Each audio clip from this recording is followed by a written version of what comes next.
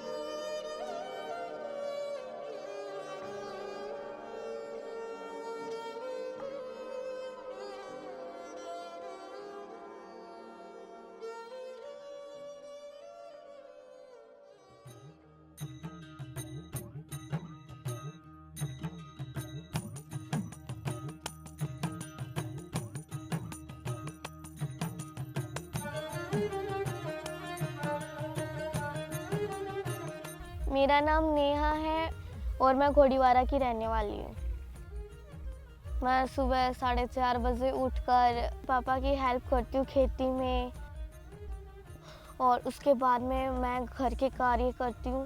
फिर मैं मतलब मेरी मम्मी को काम करवाती हूँ, और फिर पौधों में पानी डालती हूँ, फिर पशुओं को पानी पिलाती हूँ।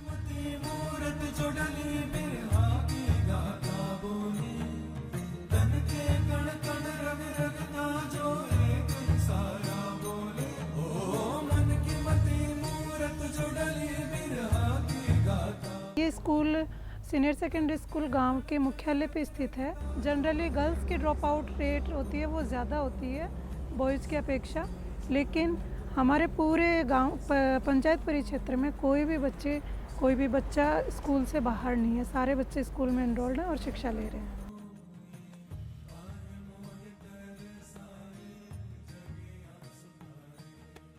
हमारे विद्यालय में चेंज मेकर लैब का यहाँ पे चल रहा है फाउंडेशन की तरफ से। तो उसमें बच्चों को सबसे बड़ी एक चीज़ मुझे ये देखने को मिली कि बच्चों में प्रॉब्लम्स को आइडेंटिफाई करना, और ना केवल आइडेंटिफाई बल्कि उनके सपोज्ड क्या क्या वो सॉल्यूशंस कर सकते हैं, इस चीज़ पे भी बच्चों की समझ विकसित हुई है। नेहा जब यहाँ पे मैं आई थी, 3 साल से मैं यहाँ पे हूँ, तो वो बहुत एक शाई नेचर की लड़की थी, और जितना टीचर्स पढ़ा रहे हैं जितना वो है वो सिर्फ वो उसी उसमें थी। लेकिन जैसे वो फाउंडेशन की वर्कशॉप उसने करी और वो फेलोज़ के साथ उसने काम किया, तो उसकी पर्सनैलिटी में डायनेमिक चेंज आए हैं। कामिनी दीदी पीरामल फाउंडेशन से हमारे स्कूल में आते थे, तो उन्होंने हमें एक एक्टिविटी करवाई, वो बूट कैंप थी। तो बूट कैंप में उन्होंने कहा कि हमें समस्याएं ढूंढनी है। अब ये सोचो, अगर हमें समस्या का पता चल गया, समाधान को ढूंढ लिया और हमने लागू ही नहीं किया, तो समस्या में सुधार होगा क्या? नहीं होगा ना। तो हमको ये तीनों स्टेप बाय स्टेप जाना पड़ेगा।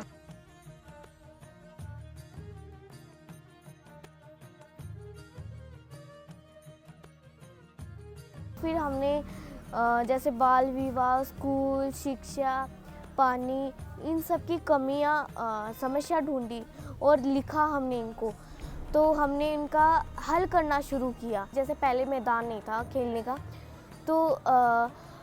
तो हमने प्रिंसिपल मैम को ये प्रॉब्लम बताई। फिर हमने उनका सल्यूशन निकालने के लिए प्रिंसिपल मैम को बोला कि प्रिंसिपल मैम हमें खेलने के लिए मैदान चाहिए। तो प्रिंसिपल मैम ने हमें बड़ा सा मैदान बना दिया। एक दिन नया स्कूल से वापस घर आई तो हमारी बात हुई, शाम को टाइम हम बैठे थे, तो उसने बताया पापा मतलब हमारे गांव में गंदगी कचरे वगैरह मतलब साफ़ सफाई के बारे में खूब सी बातें हुई। तो फिर मैंने कचरे की बात की, तो फिर इसने नेहा ने बोला नहीं पापा, गीला अलग होना चाहिए, सूखा अलग होना चाहिए। तो उसकी फिर अलग से व्यवस्था हम लोगों ने वो करवाई। तो ये बच्चा इसका सोच है। मैं तो समझा कि कचरा तो कचरा ही होता है, गीला या सूखा एक साथ हो जाता है, लेकिन नेहा ने बताया नहीं पापा, गीला अलग होना चाहिए और सूखा अलग होना चाहिए। स्कूल में से जो भी आते हैं एक दो बातें नई ज़रूर सीख के आती है, वो भी अपने काम में आने वाली चीज़ है।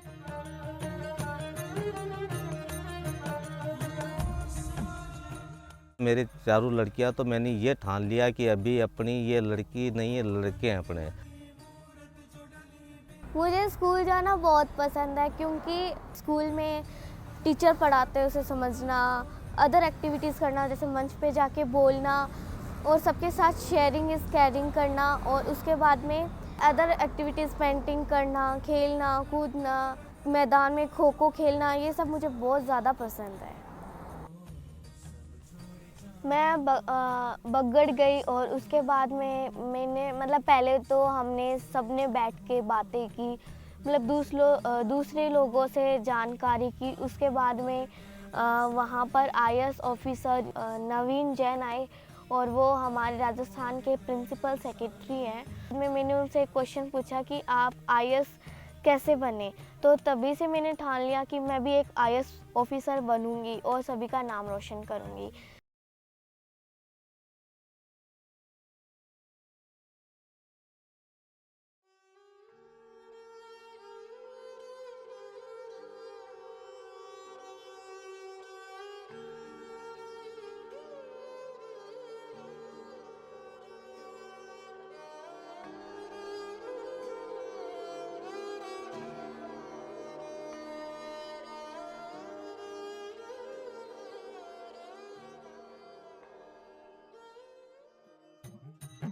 मैं पलक हूँ और भरौंदा कला मेरा गांव है। श्री नरसाराम पुरोहित राजकीय उच्च माध्यमिक विद्यालय भरौंदा कला में पढ़ती हूँ। यहाँ पे मेरे को मैथ, साइंस, हिंदी, इंग्लिश ये ही नहीं, इनके अलावा मेरे को SEE learning, social emotional and ethical learning, उस पर भी हमारे यहाँ पे बहुत ज़्यादा महत्व दिया गया है, क्योंकि हम लोग सिर्फ मैथ या साइंस से कुछ नहीं बन सकते। हम लोग समाज में जाकर अच्छे से व्यवहार करें, बिहेवियर करेंगे, तभी हम कुछ बन सकते हैं।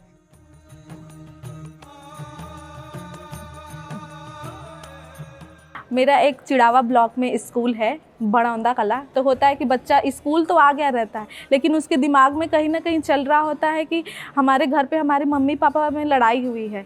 वो पढ़ने तो बैठा रहता है बट दिमाग में वही चलता है। तो इन सब चीज़ों पे हम लोग उन्हें समझाते हैं, उनके साथ इंटरेक्ट करते हैं, कुछ एक्टिविटीज़ भी करते हैं उनके साथ, जैसे ग्राउंड रिसोर्सिंग एक्टिविटीज़, एक दूसरे के प्रति करुणा का भाव।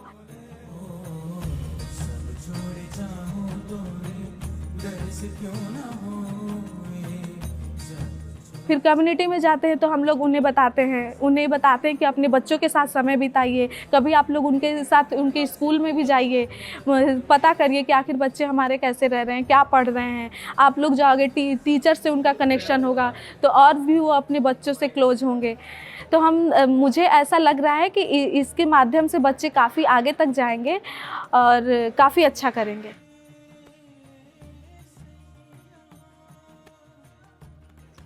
एक दिन मैं गुस्से में बैठी थी, पलक आई, बोली मम्मी क्या हो गया? मैंने कुछ नहीं हुआ, जोर से चिल्लाई। मैं बोली जाके बैठ जा। फिर दोबारा से बोली मम्मी क्या हो गया? मैंने कुछ नहीं हुआ, जाके बैठ जा। तब वो पानी गिलास लेके आई, मम्मी पानी पी लो। मैंने कहा नहीं मुझे पीना है, जा। और फिर दोबारा से बोली मम्मी पी लो, तो मैं पानी पी लिया। तो बोली मम्मी 1 से 50 तक गिनती गिनो। तो मैं बोली जाके बैठ जा, जाके चुप। और फिर मैं सोचा क्या अच्छा ही बोल रही होगी। फिर मैं 1 से 10 तक गिनती गिनी। फिर मुझे अंदर से अच्छा लगा, तो मेरे अंदर में ऐसे फीलिंग आई कि कुछ अच्छा लग रहा है मुझे, ये बोल रहे हैं, अच्छी बात बोल रही है। तब मैं सोची मेरी बेटी ये बात कहाँ से सीखती है? तो वो बोली मैं स्कूल से सीखती हूँ ये सब बातें। तो मैं सोची मेरी बेटी बड़ी हो गई है, आगे चल के क्या नाम है मेरे माता पिता का, सब घर वालों का नाम रोशन करेगी।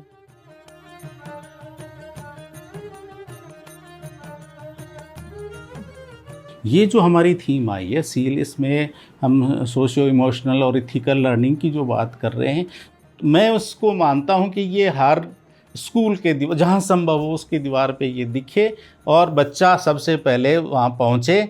और प्रार्थना में हमारे टीचर्स को भी हम यहाँ पर जो ट्रेनिंग्स में उस चीज़ को साझा करते हैं कि एक अच्छा शिक्षक वो है जो अपने शिक्षार्थी की मुद्रा को देख करके ये बता दे कि आज ये क्या खा कर के आया या घर में किससे बात करके आया है।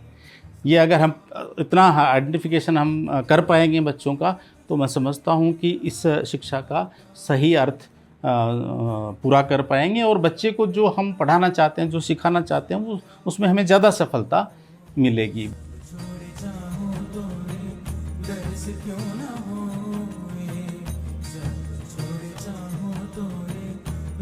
क्यों ना